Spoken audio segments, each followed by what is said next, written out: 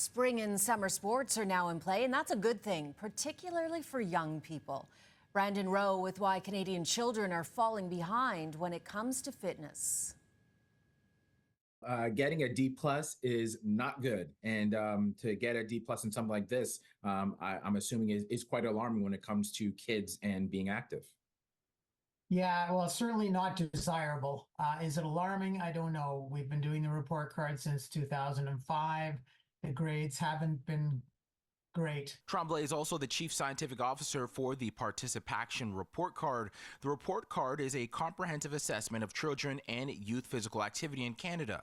This year, youth between 5 to 17 scored a D plus in overall physical activity, up from a D in 2022. What we're seeing in 2024 is that we're coming out of that. And so the grades are returning more or less en masse to what they were before the pandemic. Now, of course, before the pandemic, they weren't where we wanted them either. They were still D grades. And during that time, we did notice that there was some exacerbation of the already existing disparities between rich and poor, between boys and girls as examples, and those have not rebounded to the extent we'd hoped. The report card points out a number of barriers that have led to this low grade, including unfavorable weather and climate conditions, which could lead to the cancellation of recesses and outdoor sports and recreation. We need to acknowledge more openly and then strategize the barriers that are being faced, so the routine ones, the ones that have been around forever, are cost barriers.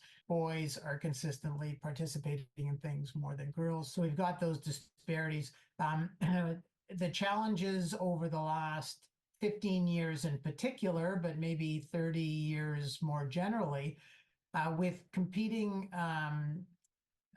interests of kids with screen time and now omnipresent, very mobile screens. That's pushing away potential time for kids to be physically active, either in an organized way or even perhaps more importantly, in a very organic, unorganized way. The report card that is created every 2 years has called on the government and school boards to make investments to alleviate some of those barriers. For instance, creating policies to ensure students can remain active if recess can't be held outdoors. You can find the full report at participation.com. In Toronto, I'm Brandon Rowe for City News.